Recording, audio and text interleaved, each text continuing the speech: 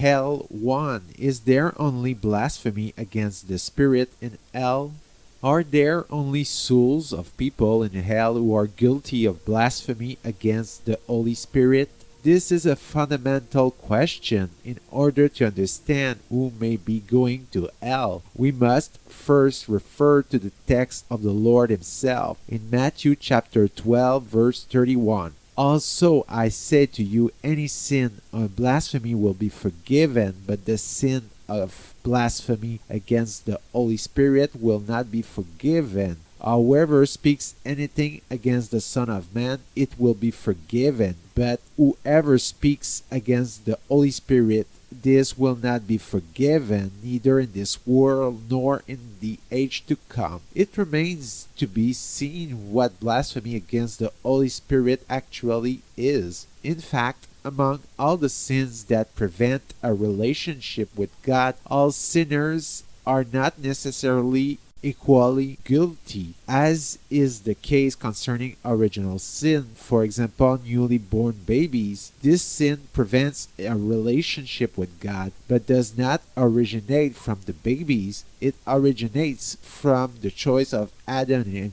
Eve. Well, among all those who prevent a loving relationship with God, we can consider that there are three main groups. Firstly, we may be estranged from God by not loving Him heart to heart in charity because we just don't know Him. We will call that sin against the Word. In other terms, it's a sin against the eternal Son, since God is Father, Son, and Holy Spirit. Why against the Son, who is also called the Word? Because He is none other than the knowledge that God has of Himself. Therefore, if we do not know God, it is the infamous sin against the Word. In this case, ignorance is not at all to blame. That is, for example, as in the case of Nicodemus, because he doesn't know what is happening in God, such an occurrence will not exist in hell. That's quite normal. We can be accused of ignorance. Secondly, when the sin, which this time may be committed by a guilty person out of weakness, meaning that we understand what we are doing, but we go ahead and do it anyway because we give into the weakness of our sensitivity. We refer to that as a sin against the Father. Why? Because in the Trinity we attribute to the Father the origin of everything, therefore omnipotence.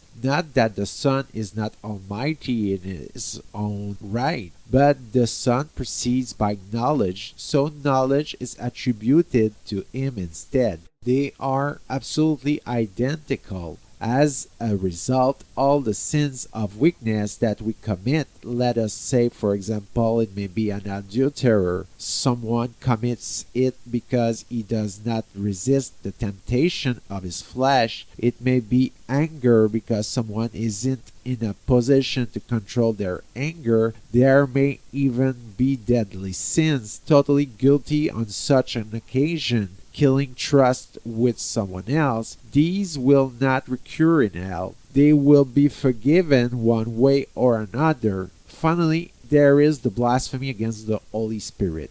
It is said that the Holy Spirit proceeds from the Father and the Son. He is their mutual love and therefore proceeds from the Father and the Son. That means from the full knowledge that the Father has of Himself and of the Father. That means the infinite power of God. So by analogy, we attribute to the Holy Spirit, we say that this is love, and we say that it proceeds from the Father and the Son. By analogy, in man, a blasphemy against the Holy Spirit will be all sin in serious matters, obviously committed with perfect lucidity. Therefore, it proceeds from the knowledge attributed to the Son. Secondly, perfect perfectly mastered, no weakness in itself. We know exactly what we are doing, so it proceeds somewhere from the Father by analogy. Result, a man who in serious matters knows perfectly well what he perfectly understands, including all the consequences, including eternal damnation, and what it is, including contempt